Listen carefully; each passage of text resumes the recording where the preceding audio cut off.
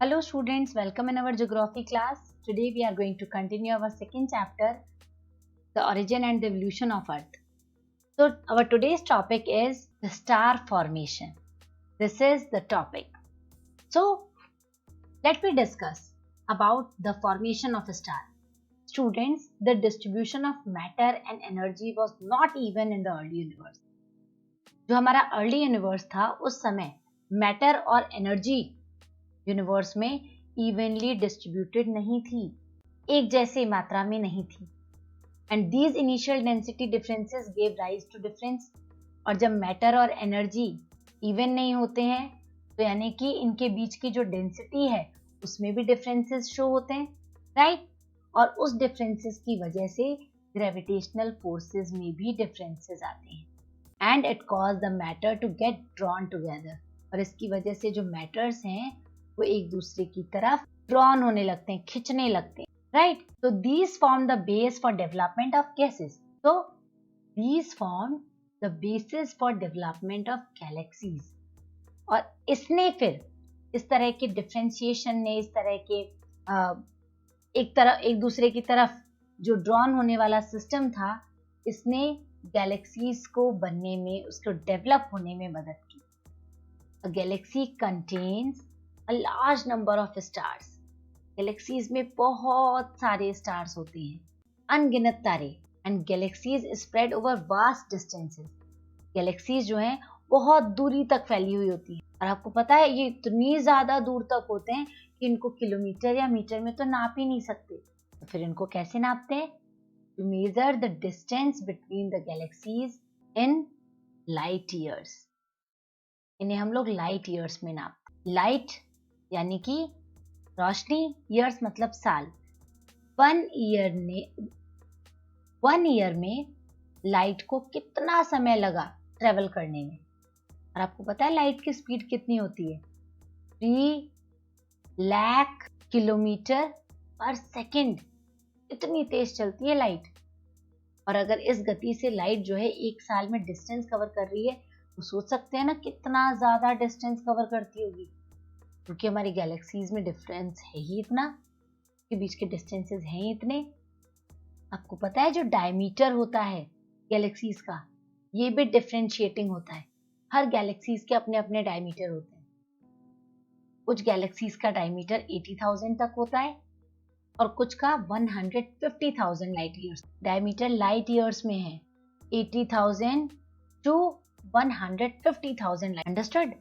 Now, a galaxy starts to form by accumulation of hydrogen gas. Galaxy पता है किससे बनी है? गैलेक्सी एक्यूमुलेशन से बनी है. इसके एक्यूमुलेशन से? हाइड्रोजन गैस के एक्यूमुलेशन से. जब हाइड्रोजन गैस एक्यूमुलेट हुआ तो इसकी वजह से एक लार्ज क्लाउड बना जिसे नाम दिया नेबुला, राइट?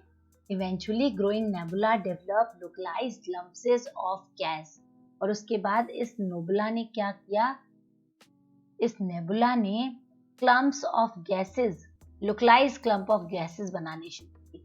ऐसे गैस के छोटे छोटे से क्लम्प्सेस बनाने शुरू की, झुंड बनाए. These clumpses continue to grow. धीरे धीरे ये क्लम्प्सेस जो है वो बढ़ने लगे, ऐसे इस तरीके से बढ़ने लगे. यानी कि इनका साइज जो था वो इंक्रीज होने लगा. और जैसे जैसे ये इंक्रीज होते गए ये और भी ज्यादा डेंस होते गए. इनकी डेंसियस गैसियस बॉडी बनती and they giving rise to formation of stars. और इस डेंसियस बॉडी की वजह से ये स्टार में कन्वर्ट होने लगे. Do know that the formation of stars believe to take place before 5 to 6 billion years ago, right? देखिए मैंने लाइट ईयर के बारे में आपको बताया है कि लाइट ईयर जो है एक मेजर होता है जो कि डिस्टेंस मेजर करता है. इससे हम टाइम मेजर नहीं करते बल्कि दूरी मेजर करते हैं, ठीक है? लाइट को ट्रेवल करने में 3 लाख किलोमीटर पर सेकेंड की स्पीड से लाइट ट्रेवल होती है. और अगर हम इसको कंसिडर करें कि लाइट जो है वो ट्रेवल होकर के एक साल में कितनी दूरी कवर कर रही है, इसके आधार पर अगर हम लगाएं तो this equals to how much? 9.461 into 10 to the power 12 kilometre. इतनी दूरी कवर करती. And the mean distance between the sun and the earth is this one. It's in billion. And if we convert this distance into time, then from sun to earth the light takes 8.311 minute according to this speed. अगर light 3 lakh kilometre पर second की रफ्तार से travel कर रही है तो सन से अर्थ तक लाइट को ट्रेवल करने में लगते हैं 8 minute 311 second. Alright, now let's move. So this is all about the formation of stars. Let's move to the formation of planets. How planets form? So the formation of planets happened in 3 stages, and these stages are called the development of planet stages. In the first stage, the stars are localized lumps of gas within nebula. हुआ क्या था? Nebula बने, nebula से lumps of gas बने, ठीक है, और ये गैस जो है वो लोकलाइज्ड होकर के इसके चारों तरफ घूम रहे हैं. The gravitational force within the lumps leads to the formation of core. अब ग्रेविटेशनल फोर्स ने क्या किया, इसमें कोर का डेवलपमेंट शुरू किया. And core to the gas cloud and a huge rotating disc of gas and dust develops around the gas core. और इस गैस कोर की वजह से पहले तो गैस कोर बना, और इस गैस कोर की ग्रेविटी की वजह से जो भी यूनिवर्स में फैला हुआ गैस और डस्ट था वो इस गैस कोर के चारों तरफ एक डिस्क शेप में रोटेट होना शुरू हो गया. And what happened in second stage? In the next stage, the gas cloud starts getting. आगे चल करके नेक्स्ट स्टेज में जो गैस क्लाउड्स थे ये कंडेंस होने लगे, and the matter around the core develops into small rounded object. और ये जो मैटर इसके चारों तरफ चक्कर लगा रहे थे, इसके चारों तरफ, इस कोर के चारों तरफ, ये धीरे धीरे जो है वो डेवलप होने लगे. And these small rounded object by the process of which process? By the process of cohesion develop into small planetesimals. इसमें कन्वर्ट हो गए ये छोटे छोटे से ऑब्जेक्ट जो हैं वो प्लैनेटेस्टिमल्स बन गए. ये प्लैनेटेस्टिमल्स जो थे आगे चल करके लार्जर बॉडीज में कन्वर्ट हुए बाय कोलाइजन. कोलाइजन में क्या होता है, 2 प्लैनेटेस्टिमल्स आपस में मिल गए, फिर 3 मिल गया, फिर 4 मिल गया, फिर 5, और फिर ये इसने एक राउंड शेप ले लिया and it turn into planet. It means in the final stage these large number of small planetesimals accrete to form a fewer large body. ये जो बहुत सारे planetesimals थे ये joint होकर के एक एक large body बनाने के लिए तैयार हो गए, ये convert होने लगे large bodies में, and these large bodies are called planets. Hope you understand how a star forms and how the planets are formed. So now next topic. The next topic is our solar system. But before moving to the solar system, let me discuss something which is related to star and planet. Student, बहुत सारे geographers का, scholars का, mathematicians का मानना है कि जितने भी प्लैनेट्स हैं वो अपने पेरेंट स्टार से बनते हैं, और इसी वजह से हम भी ये मानते हैं कि हमारा जो सोलर सिस्टम है वो उसका सबसे मेन पेरेंट स्टार सन है, और उसी सन से बाकी के प्लैनेट्स जो हैं वो फॉर्म्ड हुए कोलैप्स के, कोहेंशन के और कोलाइजन की प्रक्रिया के कारण. Now let's discuss our solar system. Our solar system consist of 8 planets. Is it true? Earlier it's 9, na? So where is the 9th planet gone? The name of the 9th planet is, and the Pluto is not fulfilling the characteristic of planet. There are 2 main characteristics required in every planet to be the planet. These characteristics are required. And what are they? First of all, every planet having a bigger size. And the second is every planet having their own orbit, their own elliptical path. But both the two categories, both the two characteristics are not fulfilled by planet Pluto. So in 2006, the International Astronomical Unit considered this Pluto into dwarf planet. हम तो सुना होगा dwarf का. Dwarf means बौना, बहुत छोटा, क्योंकि planet का इस प्लूटो का साइज जो है बहुत छोटा था, तो इसको dwarf planet कह दिया. और दूसरी इंपॉर्टेंट बात, इस प्लूटो का अपना ऑर्बिट ही नहीं है, ये हमेशा नेपच्यून के ऑर्बिट में एंटर कर जाता है। गलत बात है ना ऐसे किसी के ऑर्बिट में जाना, यहाँ भी गलत है। और प्लूटो को 2006 से एस्ट्रोनॉमिकल जो यूनिट है इंटरनेशनल, उसने ड्वार्फ प्लैनेट कंसिडर करके इसको प्लैनेट की कैटेगरी से तो आउट कर दिया, पर अब ये क्या कहलाता है? It is only a celestial body. Hope you understand. Now let's move to the our now let's move. It means before 5 to 5.6 billion years ago the stars formed, and later on 4.6 billion years ago the planets were formed. And according to all formation, there are in our solar system, the sun consists 8 planets, 63 moons, millions of smaller bodies like asteroids, comets, and huge quantity of dust grain and gases. These are the parts, these are the family of our solar system. So, in our solar system, there are now 8 planets. And these 8 planets are Mercury, Venus, Earth, Mars. These 4 planets called inner planet, as they lie between the sun and the belt of asteroids. And the other 4 planets are called outer planets. And in the outer planets, basically Jupiter, Saturn, Uranus and Neptune are considered. The first 4 are called terrestrial, meaning earth-like, as they are made up of rocks and metals, and they have relatively high density. अब at present हमारे solar system में sun है, our parent star, and Mercury, Venus, Earth, Mars, Jupiter, Saturn, Uranus और Neptune है. How you remember these planets accordingly? Let me give you some trick. Alright, take out your copy and write down the trick to remember the planets accordingly. And the trick is, my very educated mother just shown us 9 planets. To think na how we are able to learn the planets accordingly.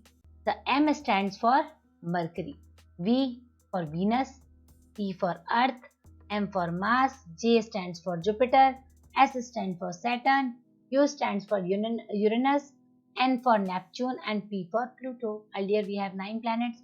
So the trick is here for you. Just write down in your notebook and try to learn this trick. Understood? If you learn this trick, you are able to remember the planets according their place, from Sun to last planet, Sun to Pluto. Alright, so let us move. In between Mercury to Mars and Jupiter to Neptune. In between Mars and Jupiter, there are a asteroid belt found. And this asteroid belt made up of gas, dust, ice. So this asteroid belt separates the planets into inner and outer. This inner planet also called terrestrial planet, whereas the outer planet is called Jovian planet. Why the inner planet called terrestrial planet? Because they are made up of rock and metal. क्योंकि ये rock और metal से बने हैं और इनकी density जो है वो high है, so they are called terrestrial planet. Whereas the Jovian planets are, the body of Jovian planets are made up of gases, and according to the shape they are very giant, very big. So due to their much bigger shape and gaseous in nature, they are called Jovian, or the giant planet, or the outer planet. Alright, Jovian means Jupiter-like. And what is Jupiter-like? Jupiter is a vast, a very big planet. So the Jupiter, Saturn, Uranus and Neptune, they all are very bigger in size, and their nature are gaseous. So that's why They all are called Jovian. Most of them are much larger than the terrestrial planet. Which one? The outer planets. And they have very thick atmosphere. And the atmosphere is mostly, in the atmosphere found helium and hydrogen. Jovian planet जो हैं वो terrestrial planet की अगर हम लोग comparison करें उसके साथ, तो जोवियन प्लैनेट बहुत बड़े बड़े होते हैं अपने शेप में, इनका साइज बहुत बड़ा होता है और इनका नेचर जो है वो गैसियस होता है पहली बात। दूसरा, गैसियस नेचर की वजह से इनका जो एटमॉस्फेरिक कवर है वो काफ़ी ज़्यादा थिक होता है और बेसिकली इनके एटमॉस्फेयर में हाइड्रोजन और हीलियम जैसी gases present. Understood? So all the planets were formed in the same period and sometime about 4.6 billion. लगभग सभी प्लैनेट एक ही समय में बने हैं और आज से 4.6 बिलियन ईयर पहले बने हैं।